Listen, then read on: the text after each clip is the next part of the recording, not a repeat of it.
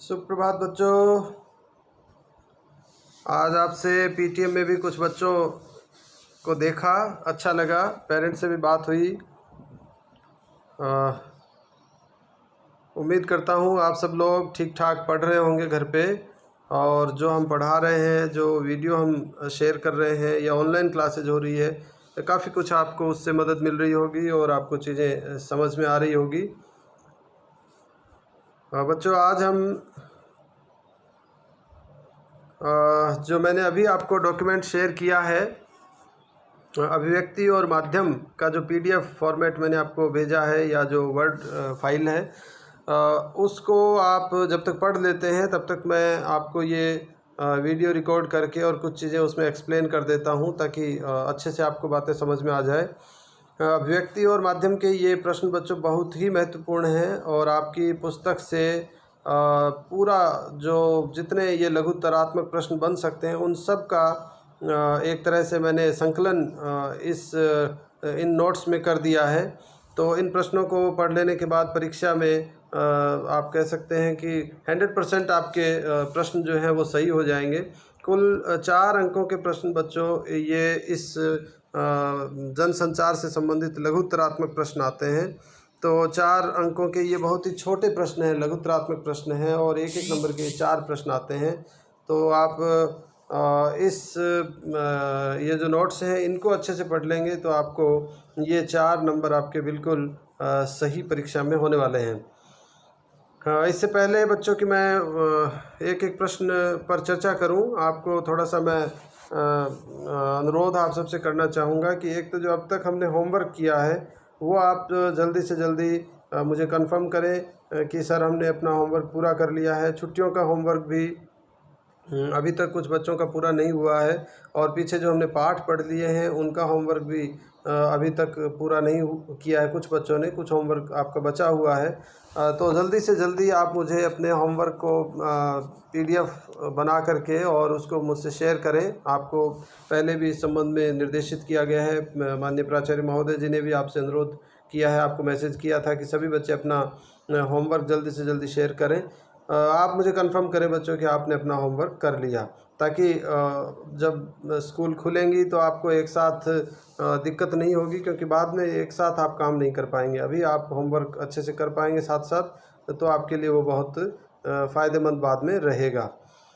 दूसरी बात बच्चों, जो वीडियो हम शेयर कर रहे हैं कुछ बच्चे उसको अभी देखे नहीं हैं। मैंने देखा कि जितने बच्चे हमारे ग्रुप में हैं सारे बच्चों ने वो वीडियो नहीं देखे हैं। कुछ बच्चों ने देखे हैं, लेकिन बहुत से बच्चे अभी भी हैं जिन्होंने वीडियो देखा नहीं है।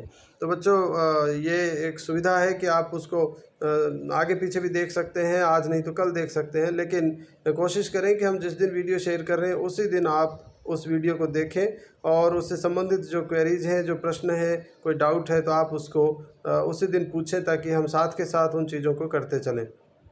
तो सभी बच्चे वीडियो को देखते रहें और जो प्रश्न हो वो पूछते रहें, तो हमारी इस ऑनलाइन पढ़ाई में हमें ज़्यादा फ़ायदा मिल सकेगा। यूट्यूब चैनल आपको पता ही है बच्चों, उस यूट्यूब चैनल को आप सब्सक्राइब कर लें, और जो भी वीडियो उस पर भेजा जा रहा है उसको आप समय पर ज़रूर देखें।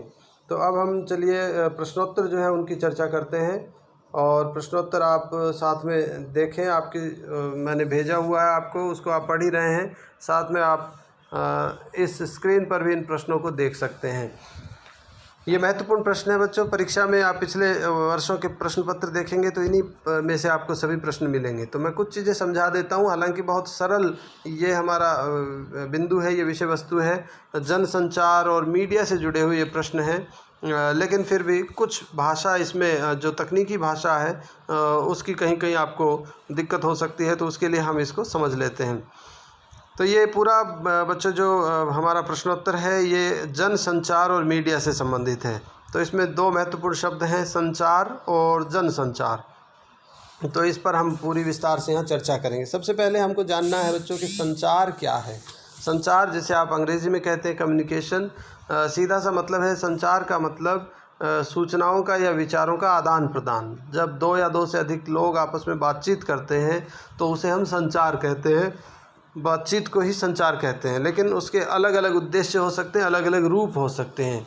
एक बातचीत हो सकती है जो दो लोगों के बीच हो, और एक बातचीत हो सकती है जो किसी बड़े समूह के बीच हो, और एक बहुत बड़े स्तर पे बातचीत हो सकती है जो किसी बड़े मीडिया के माध्यम से हो सकती है। तो ये सभी बातचीत के जो फॉर्मेट हैं, जो रूप हैं, उसी को हम संचार कहते हैं। परिभाषा आप देखें जो हमारी इस स्क्रीन पर है, दो या दो से अधिक व्यक्तियों के बीच सूचनाओं, विचारों और भावनाओं का आदान प्रदान संचार कहलाता है। ये बहुत सरल परिभाषा है, आप इसको याद कर लें और समझ लें तो ये अपने आप ही आपको याद हो जाएगी कि सूचनाओं, विचारों और भावनाओं का आदान प्रदान ही संचार है। अगला प्रश्न बच्चों है संचार के तत्व है। मैं आपको फिर बता दूं, इसमें बहुत ही छोटे छोटे प्रश्न आएंगे जिसको हम कहते हैं अति लघु उत्तरात्मक प्रश्न, जहां अधिकतम एक पंक्ति में आपको उत्तर देना है। तो संचार के जैसे संचार की परिभाषा आपसे पूछ ली, या संचार के कोई दो तत्व लिखिए, इस तरह के छोटे प्रश्न। तो संचार के तत्व, जब भी संचार की प्रक्रिया होती है यानी सूचनाओं का आदान प्रदान होता है, तो उसके कुछ तत्व हैं, कुछ स्टेप्स हैं जो संचार की प्रक्रिया में पाए जाते हैं। तो वो कौन कौन से तत्व हैं उनका भी आप समझ लें अर्थ। पहला है स्रोत या संचारक। स्रोत यानी सोर्स, सूचना कहाँ से मिली, वो जो उसका स्रोत है उसको हम स्रोत या संचारक कहेंगे। सूचना जहाँ से प्राप्त होती है, मान लीजिए हम ये प्रश्नोत्तर पढ़ रहे हैं, तो हमारे लिए इन प्रश्नोत्तरों का जो स्रोत है वो हमारी पाठ्य पुस्तक हो सकती है, अभिव्यक्ति और माध्यम। तो ये हमारा स्रोत है। तो संचार का पहला तत्व है स्रोत, यानी बिना सोर्स के हमें सूचना मिलेगी कहाँ से, इसलिए सोर्स सबसे पहले आएगा। दूसरी चीज़ है संदेश। हमने स्रोत से जो चीज़ ली है पढ़ने के लिए या सूचना पहुंचाने के लिए, तो जो सूचना है, जो संदेश है, जो मैसेज है, उसको हम कहेंगे संदेश। ये संचार का दूसरा तत्व है, यानी जिस चीज़ का हमें संचार करना है तो वो संदेश होगा। तीसरी चीज़ है माध्यम, मीडियम। माध्यम जो है यानी किस माध्यम से हम उस सूचना को पहुंचाएंगे। अभी हमारे पास माध्यम हमारा फ़ोन हो सकता है, टेलीविज़न माध्यम हो सकता है, कभी आपकी भाषा भी आपका माध्यम होती है, कभी जो हमारी ध्वनि तरंगे हैं वो भी माध्यम हो सकती है। तो माध्यम, जो भी माध्यम से हम सूचनाओं को भेजते हैं उसे हम माध्यम कहेंगे। चौथा तत्व संचार का है प्राप्तकर्ता। संचार को प्राप्त करने वाला जो है वो प्राप्तकर्ता कहलाता है। पांचवा तत्व है शोर अथवा बाधा। शोर माने डिस्टरबेंस। किसी भी कम्युनिकेशन में बच्चों बाधा या शोर हो सकता है और उसी को हम शोर अथवा बाधा कहेंगे। जब संचार में कोई बाधा आती है, वो बाधा तकनीकी हो सकती है, वो बाधा किसी तरह का नॉइज़ हो सकता है, वो बाधा भाषा का भी हो सकता है। मान लीजिए मैं जिस भाषा में आपको पढ़ा रहा हूँ वो भाषा किसी बच्चे को कम समझ में आ रही है या नहीं समझ में आती है, तो वो भी उसके लिए बाधा हो सकती है। तो किसी भी तरह का डिस्टर्बेंस बाधा है। और अंतिम तत्व संचार का बच्चा होता है फीडबैक। फीडबैक का मतलब होता है कम्युनिकेशन पूरा होने के बाद जो रिसीवर है, जिसको संदेश मिलना है, उस संदेश प्राप्तकर्ता की जो प्रतिक्रिया है, जो रेस्पॉन्स है, उसको हम कहते हैं फीडबैक। तो ये बहुत महत्वपूर्ण है। इसके प्रश्न इस तरह से आ सकते हैं कि संचार के कोई दो तत्व लिखिए कि चार तत्व लिखिए, या फिर एक एक तत्व की परिभाषा पूछी जा सकती है कि संचार की प्रक्रिया में फीडबैक क्या है। तो ये सभी चीज़ें आपको याद रखनी है। बहुत ही सरल है, आप आसानी से इनको समझ सकते हैं। उसके बाद बच्चों नवा प्रश्न देखिए। ये 8 तक के प्रश्न हमारे संचार के तत्व में आ गए। नवा प्रश्न आप देखें, कूटीकरण अथवा एनकोडिंग। कूटीकरण क्या है? कूटीकरण और एनकोडिंग हिंदी और अंग्रेजी दोनों शब्दों का प्रयोग होता है, आप इन दोनों को याद रखें। परीक्षा में कभी कभी एनकोडिंग शब्द भी काम में लिया जाता है। तो एनकोडिंग का मतलब आप जानते हैं बच्चों, किसी चीज़ को कोड वर्ड में बदलना, एनकोड करना, किसी मैसेज को, किसी संदेश को प्राप्तकर्ता के समझ में आने लायक भाषा अथवा माध्यम में तैयार करना, उसको हम कहते हैं एनकोडिंग। फॉर एग्ज़ाम्पल, आपको किसी छोटे बच्चे को चुप करवाना है। जैसे हम देखते हैं प्राइमरी क्लास के बच्चे हैं, दूसरी तीसरी का बच्चा है और उसको क्लास में वो बातचीत कर रहे हैं, उनको चुप करवाना है, तो सर या मैडम जो है वो अपने मुंह पर, होठों पर उंगली रख करके उसको इशारा करते हैं। तो वो जो उनको चुप रहने का या चुप करवाने का जो संदेश था, उसको उन्होंने क्या किया, एनकोड किया। उंगली के होठों पर उंगली रख करके उन्होंने जो इशारा किया वो एनकोडिंग है। उस मैसेज को चूँकि छोटा बच्चा उस तरह से बेहतर समझेगा, इसलिए उसको उन्होंने उस तरह से एनकोड किया। तो किसी भी मैसेज को जो रिसीवर है उसके समझ में आने लायक फॉर्मेट में उसको बनाना, उसी को हम एनकोडिंग कहते हैं, कूटीकरण कहते हैं, कूट करना, यानी उसको कोड वर्ड में बदलना। इसका विलोम शब्द बच्चों होता है डीकोडिंग। डीकोडिंग एनकोड किए गए संदेश को प्राप्तकर्ता द्वारा समझना, उसको हम डीकोडिंग कहते हैं। तो जब संदेश एनकोड आपने कर लिया और बच्चे को आपने उसको उंगली रख कर के दिखा दिया, तो अब बच्चा उसको मैसेज का अर्थ जो ग्रहण करता है, वो उंगली और होठ से उसे कोई लेना देना नहीं है। उसने ये समझा है कि मुझे चुप रहने के लिए कहा जा रहा है और वो चुप हो जाता है, तो वो उसने उस मैसेज को डीकोड किया। तो ये एनकोडिंग का अपोजिट है। अब बच्चों अगला प्रश्न देखें, संचार के प्रकार। बहुत ही सरल है, इसलिए हम थोड़ा रैपिडली इसको एक बार डिस्कस कर लेते हैं।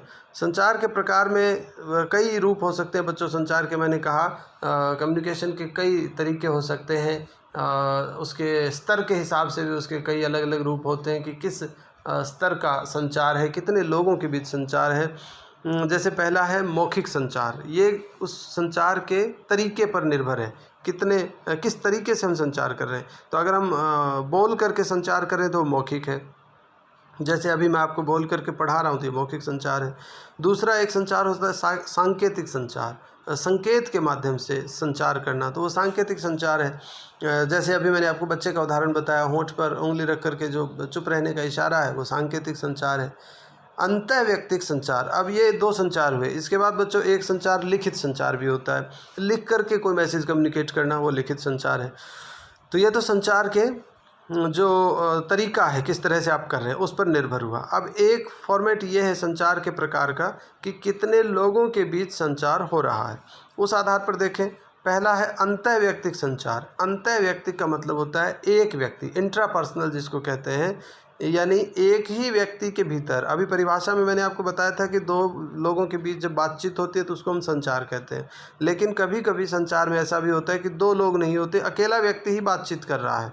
वो जैसे यहाँ उदाहरण आप देख सकते हैं, पूजा है, इबादत है, आप प्रार्थना कर रहे हैं, आंख बंद करके अपने ईश्वर को याद कर रहे हैं, उससे कुछ बात कर रहे हैं। तो वो हालांकि आपने ईश्वर को सामने समझ के बात शुरू की है या बात कर रहे हैं, लेकिन आप अकेले ही वो कम्युनिकेशन कर रहे हैं, संचार कर रहे हैं। तो वो है अंतःव्यक्तिक, किसी के प्रति दुआ मन में आप कर रहे हैं, तो अंतःव्यक्तिक संचार है। इसके बाद दूसरा है अंतर्वैयक्तिक, इंटरपर्सनल। अंतर्वैयक्तिक दो लोगों के बीच होने वाली बातचीत, जब बातचीत दो लोगों के बीच हो तो वो अंतर्वैयक्तिक हो जाती है। फिर तीसरा है समूह संचार। समूह में जब आप बातचीत कर रहे हैं, यहाँ बहुत एक महत्वपूर्ण प्रश्न आता है कभी कभी परीक्षा में कि अध्यापक द्वारा कक्षा में पढ़ाना संचार का कौन सा रूप है। तो आप समझ सकते हैं अध्यापक कक्षा में पढ़ा रहे एक पूरे समूह को, ग्रुप को वो कम्युनिकेट कर रहा है, इसलिए उसको हम कहेंगे समूह संचार। तो वो समूह संचार का रूप हुआ। और संचार का जो सबसे बड़ा रूप होता है बच्चों वो है जन संचार। जन संचार यानी बहुत बड़े जन समूह के बीच में कम्युनिकेशन करना। हमारा टेलीविज़न है, रेडियो है, इंटरनेट है या समाचार पत्र है, ये सभी जन संचार के रूप हैं, क्योंकि ये एक बहुत बड़े वर्ग को पहुंचते हैं, एड्रेस करते हैं। इसी तरह मान लीजिए कोई बहुत बड़ी रैली हो रही है, सभा हो रही है किसी बहुत बड़े नेता की, जिसमें हज़ारों या लाखों लोग उपस्थित हैं, तो वो भी जन संचार है, मास कम्युनिकेशन है, वो बहुत बड़े स्तर पर वहाँ संचार हो रहा है। अब बच्चों अगला महत्वपूर्ण प्रश्न है, तो ये एक संचार के जो प्रकार हैं उनमें सभी को आपको एक एक अलग अलग प्रश्न भी पूछा जा सकता है, और यूँ भी प्रश्न आ सकता है कि संचार के कोई दो प्रकार लिखिए। तो इस तरह से आपको ध्यान देना है। फिर संचार और जनसंचार के कार्य। संचार और जनसंचार के कार्य क्या है? संचार के और जनसंचार के कार्य बच्चों दोनों के एक ही हैं, बस ये है कि संचार के कार्य छोटे स्तर पे हो जाते हैं और वही कार्य जनसंचार में बड़े स्तर पे हो जाते हैं। तो आप देखें संचार के क्या क्या कार्य हो सकते हैं। नंबर एक, सूचना देना। हमारा टेलीविज़न है, रेडियो है, इंटरनेट है, अखबार है, इन सभी का काम क्या है? पहला काम सूचना देना, ये हमको सूचना देते हैं। दूसरा काम है शिक्षित करना, एजुकेट करते हैं हमको किसी भी विषय के बारे में, किसी नई खोज के बारे में, अलग अलग क्षेत्रों से जुड़ी हुई एजुकेशन हमको देते हैं, शिक्षा देते हैं, हमको जानकारी उस तरह से मिलती है। तीसरा है मनोरंजन करना। आप सामान्य ज्ञान से भी, सामान्य कॉमन सेंस से भी इन प्रश्नों का उत्तर दे सकते हैं। मनोरंजन करना, मीडिया के अंदर मनोरंजन भी उसका एक मकसद है। चौथा महत्वपूर्ण काम बच्चों है जनसंचार का निगरानी करना, मॉनिटरिंग करना, निगरानी करना। आप जानते हो मीडिया के पास कितनी ताकत है, और कहीं भी कोई कार्यक्रम हो रहा है, मान लीजिए कहीं कोई पुल बन रहा है और वहाँ पर मीडिया के लोग पहुँच जाते हैं उस पुल की रिपोर्ट करने, तो फिर बहुत महत्वपूर्ण ये काम हो जाता है। जो पुल बनाने वाले लोग हैं, जो एजेंसी है, जो सरकार है, उनको ध्यान रखना होगा कि वो पुल जिन शर्तों और जिस क्वालिटी का बनना चाहिए वैसा बन रहा है कि नहीं। अगर वैसा नहीं बन रहा है तो मीडिया उसकी रिपोर्टिंग कर सकता है, अखबार में अगले दिन वो खबर आ सकती है कि शहर में इस तरह का घटिया पुल बन रहा है। अगर ऐसा होगा तो फिर उस पर एक्शन लेना होगा। तो मीडिया निगरानी करता है, इसीलिए मीडिया वालों से और कैमरे से लोग डरते हैं, या गलत काम करने वाले जो लोग हैं वो मीडिया से डरते हैं कि मीडिया ना आ जाए। तो निगरानी करना मीडिया का काम है और ये मीडिया की ताकत है।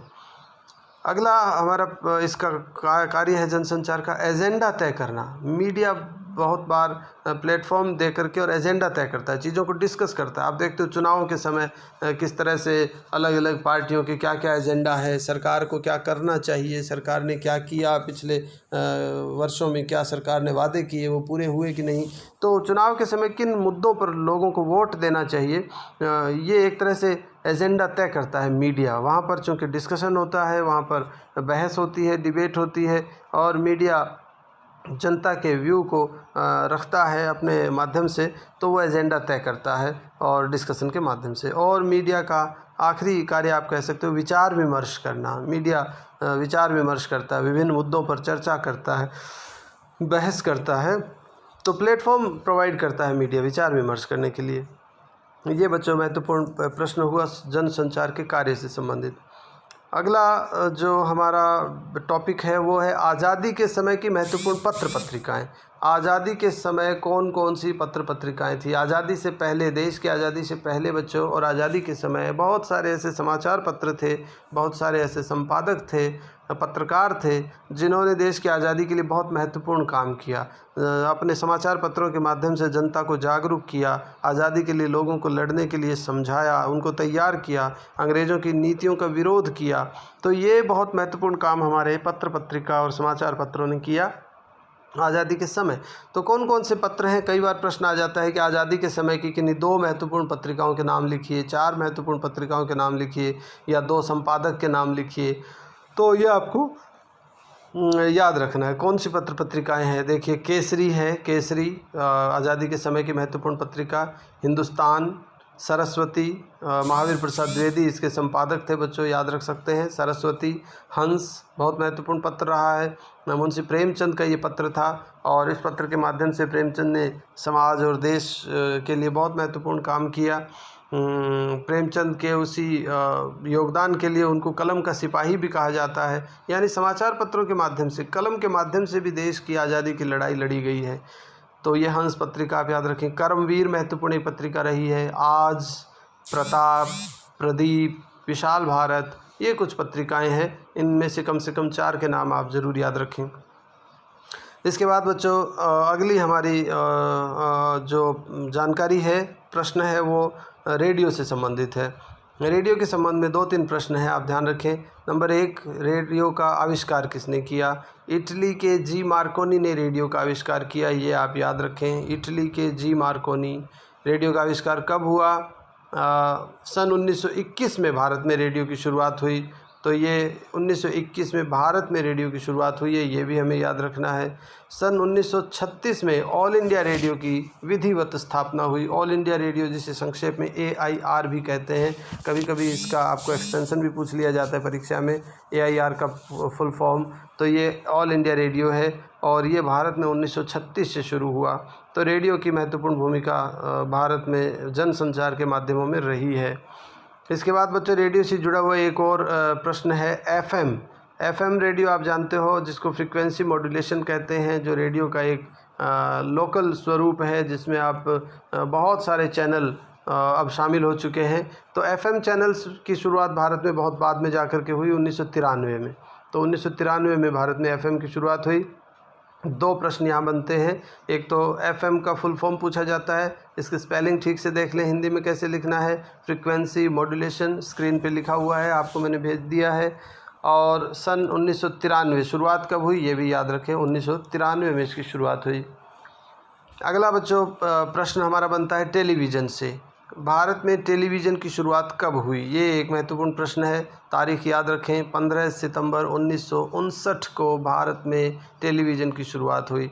तो इस तरह से रेडियो और टेलीविज़न से जुड़े हुए ये दोनों प्रश्न महत्वपूर्ण हैं, यहाँ तारीख आपको याद रखनी है। फिर बच्चों, टेलीविज़न जिसको हिंदी में हम दूरदर्शन कहते हैं, उस टेलीविज़न के उद्देश्य क्या है, उसके कार्य क्या हैं, वो एक महत्वपूर्ण प्रश्न आता है। कभी कभी उसके 2 या 4 उद्देश्य लिखने के लिए प्रश्न आ जाता है।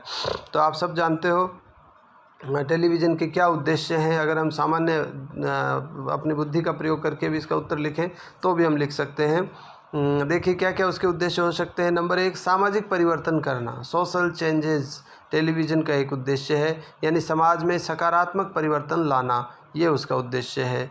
फिर दूसरा उद्देश्य आप देखें, राष्ट्रीय एकता का विकास करना। इनका विस्तार ज़्यादा नहीं करना है बच्चों। एक नंबर का प्रश्न आएगा कि कोई 2 उद्देश्य लिखे, तो आपको सिर्फ हेडिंग ही लिखना है। राष्ट्रीय एकता का विकास करना, नेशनल इंटीग्रिटी। अब वो किस तरह से राष्ट्रीय एकता का विकास करता है, ये एक अलग प्रश्न है। किस तरह वो अपने कार्यक्रमों के माध्यम से अलग अलग भारत की विविध संस्कृति और जो कलाएँ हैं उनका प्रदर्शन करके, बहुत सारे कार्यक्रम दूरदर्शन पर इस तरह के आते रहते हैं। दूरदर्शन से हमारा मतलब बच्चों, जो हमारा भारत का प्रसार भारती का राष्ट्रीय जो चैनल है, डीडी के जितने चैनल हैं, डीडी भारती हो, चाहे डीडी 1 हो, चाहे डीडी न्यूज़ हो, डीडी स्पोर्ट्स हो, डीडी किसान हो, ये जो हमारे चैनल हैं, डीडी उर्दू हैं और क्षेत्रीय चैनल भी हैं, इन सब को हम दूरदर्शन कह रहे हैं। जो प्राइवेट चैनल हैं उनको हम इसमें शामिल नहीं कर रहे हैं। ये दूरदर्शन का मतलब सरकारी चैनल से है। तीसरा इसका उद्देश्य हो सकता है वैज्ञानिक चेतना का विकास करना, scientific attitude, scientific temperament develop करना लोगों में, वैज्ञानिक चेतना। आप देखेंगे दूरदर्शन पर कभी भी ज्योतिष के, टैरो कार्ड के, भविष्यवाणी के, इस तरह के कार्यक्रम नहीं आते हैं। दूरदर्शन पर जो भी कार्यक्रम आते हैं वो सभी वैज्ञानिक चेतना से जुड़े हुए कार्यक्रम आते हैं, यानी साइंटिफिकली वो होंगे। अंधविश्वास और उससे जुड़े हुए कार्यक्रम उस पर प्राय आपको नहीं देखने को मिलेंगे। अगला है परिवार कल्याण को प्रोत्साहन देना। फैमिली वेलफेयर के लिए भी दूरदर्शन पर बहुत सारे कार्यक्रम आते हैं। परिवार कल्याण हो, चाहे पोलियो उन्मूलन हो, चाहे जनसंख्या नियंत्रण हो, चाहे हेल्थ एंड हाइजीनिक से जुड़े हुए कार्यक्रम हो, स्वास्थ्य से जुड़े हुए तमाम जो कार्यक्रम हैं, तो परिवार कल्याण को प्रोत्साहन देना दूरदर्शन का एक मुख्य उद्देश्य है। कृषि विकास करना, कृषि से आधारित भारत की जो अर्थव्यवस्था है कृषि आधारित है, तो कृषि से संबंधित बहुत सारे कार्यक्रम दूरदर्शन पर पहले आते थे, दूरदर्शन के राष्ट्रीय चैनल पर। अब उसको चूँकि बहुत अधिक उसका महत्व बढ़ गया, तो एक अलग पूरा चैनल ही उसके लिए सरकार ने बना दिया है।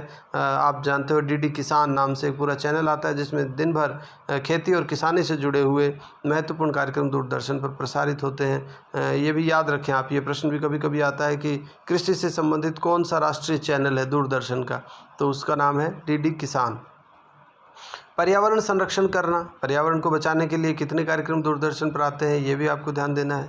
सामाजिक विकास करना, सोशल डेवलपमेंट, समाज को बेहतर कैसे बनाया जा सकता है, इसके लिए बहुत सारे कार्यक्रम दूरदर्शन पर आते हैं। खेल संस्कृति का विकास करना, खेलों से जुड़े हुए अनेक कार्यक्रम, इसके लिए भी अलग से चैनल हो गया डीडी स्पोर्ट्स। सांस्कृतिक धरोहर को बचाना, जो हमारी कल्चरल हेरिटेजेज हैं उनको बचाने का काम भी दूरदर्शन का उद्देश्य है, और दूरदर्शन के सभी कार्यक्रम आप देखेंगे इन उद्देश्यों के आसपास ही उनको बनाया जाता है, और वो कार्यक्रम इन उद्देश्यों से जुड़े होते हैं।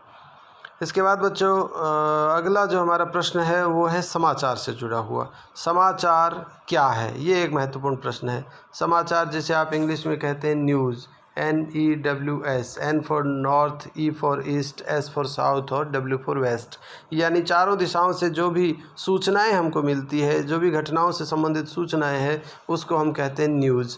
तो समाचार की परिभाषा अगर लिखनी हो तो आपको परिभाषा को थोड़ा सा ध्यान देना होगा, क्योंकि यूँ तो हर कोई घटना समाचार बन सकती है, लेकिन फिर भी बहुत सारी ऐसी घटनाएं जिनको हम समाचार नहीं कह सकते। समाचार कुछ बात होती है समाचार में विशेष, वो क्या विशेष बात होती है वही इसकी परिभाषा में हमको समझना है।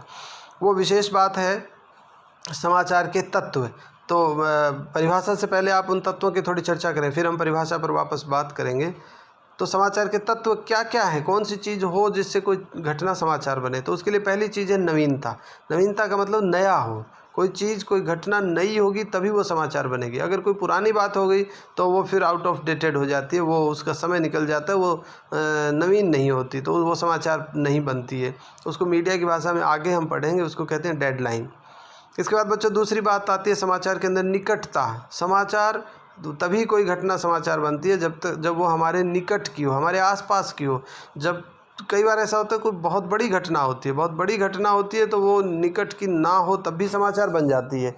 लेकिन प्राय जो छोटी घटनाएं हैं वो हमारे आसपास की होने पर ही समाचार बन सकती है। जैसे कोई कार एक्सीडेंट हुआ, तो अगर कोई कार एक्सीडेंट अमेरिका में कहीं हुआ तो वो हमारे यहाँ खबर नहीं बनेगा, क्योंकि वो हमसे संबंधित नहीं है, हमारे निकट की बात नहीं है।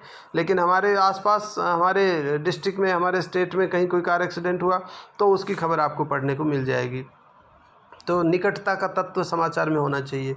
तीसरा प्रश्न है प्रभाव। ज़्यादा से ज़्यादा लोग किसी घटना से प्रभावित हों तो वो घटना समाचार बनती है। अगर ज़्यादा लोग उससे प्रभावित नहीं होते हैं तो वो घटना समाचार नहीं बनती है। अगला बिंदु बच्चों है जन रुचि। लोगों की रुचि होनी चाहिए तभी कोई घटना समाचार बनती है। जो हमारे बड़े बड़े फिल्म अभिनेता हैं, कि खिलाड़ी हैं या दूसरे प्रसिद्ध लोग हैं, उनसे संबंधित कोई छोटी सी बात भी घटना बन सकती है। अमिताभ बच्चन जी को अगर बुखार हो जाए तब भी समाचार बन सकता है। वो अस्पताल में भर्ती हो जाए सामान्य किसी बीमारी से भी, तब भी वो समाचार बन सकता है, क्योंकि उनमें लोगों की रुचि है। लेकिन अगर किसी आम व्यक्ति को बुखार है या वो बीमार है तो उसका कोई समाचार नहीं बनेगा, क्योंकि उसमें जन रुचि नहीं है। और आखिरी प्रश्न बच्चों, आखिरी जो तत्व है समाचार का वो है अनोखापन। अनोखापन मतलब कुछ नयापन किसी बात में हो तब भी कोई घटना समाचार बन सकती है। फॉर एग्ज़ाम्पल, उदाहरण के तौर पे आप देखें, अगर किसी कुत्ते ने गाय को काट लिया तो वो समाचार नहीं बनेगा, क्योंकि ये सामान्य बात है। लेकिन अगर कोई गाय कुत्ते को काट ले तो ये समाचार बन सकता है, क्योंकि इसमें अनोखापन है। तो ये समाचार के तत्व हैं। इन तत्वों को विशेष रूप से हमें ध्यान देना है। जब किसी घटना में ये तत्व हों तो वो घटना समाचार बनती है। अब आप समाचार की परिभाषा देखें कि किसी भी ऐसी ताज़ा घटना, ताज़ा मतलब नवीनता हो गई, विचार या समस्या की रिपोर्ट, ऐसी कोई घटना, विचार या समस्या की रिपोर्ट जिसमें अधिक से अधिक लोगों की रुचि हो और जिसका अधिक लोगों पर प्रभाव पड़ता हो, तो वो समाचार कहलाती है। तो आप इस परिभाषा को याद करें, क्योंकि परिभाषा लिखना यहाँ मुश्किल है। समाचार क्या है ये तो हम जानते हैं, लेकिन इसकी परिभाषा लिखना ज़रा मुश्किल काम है। तो आप इसको ज़रूर ध्यान दें कि समाचार के क्या क्या तत्व हैं जो किसी घटना को समाचार बनाते हैं। इसके बाद बच्चों अगला जो बिंदु है वो है संपादन का, जिसको अंग्रेज़ी में आप कहते हैं एडिटिंग। संपादन किसी सामग्री से उसकी अशुद्धियों को दूर करके उसे पठनीय बनाना संपादन कहलाता है। संपादन का मतलब हुआ किसी समाचार पत्र की, समाचार के क्षेत्र में जब कोई न्यूज़ तैयार होती है तो उसको संपादक जो है वो आखिरी फाइनल टच देता है, उसको तैयार करता है, उसको देखता है कि उसमें कोई अशुद्धि तो नहीं रह गई, उसमें कोई गलती तो नहीं हो गई, क्योंकि अखबार में या मीडिया में आने के बाद समाचार का बहुत महत्व हो जाता है। तो किसी सामग्री से उसकी अशुद्धियों को दूर करके उसे पठनीय बनाना वो संपादन कहलाता है।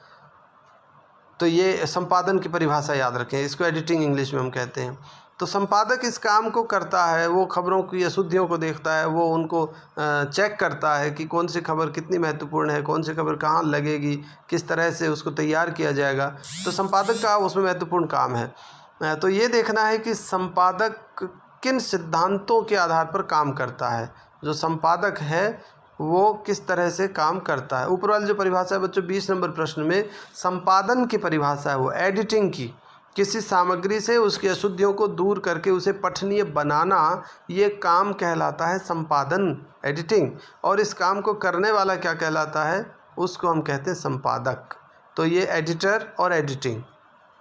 तो एडिटर किन सिद्धांतों पे काम करता है, ये महत्वपूर्ण बात और देख लें। संपादन के सिद्धांत क्या क्या हैं, यानी संपादक को क्या क्या चीज़ें ध्यान रखनी पड़ती है। नंबर 1, उसे तथ्यों की शुद्धता का ध्यान रखना पड़ेगा। वो जो खबर है उसमें सारे तथ्य सही हो, किसी तरह की कोई गलती नहीं हो। वस्तुपरकता अर्थात निजी विचारों से उसको बचना पड़ेगा, अपने निजी विचार उसमें नहीं दे सकता। वो खबर की जो सच्चाई है वही उसको देनी है।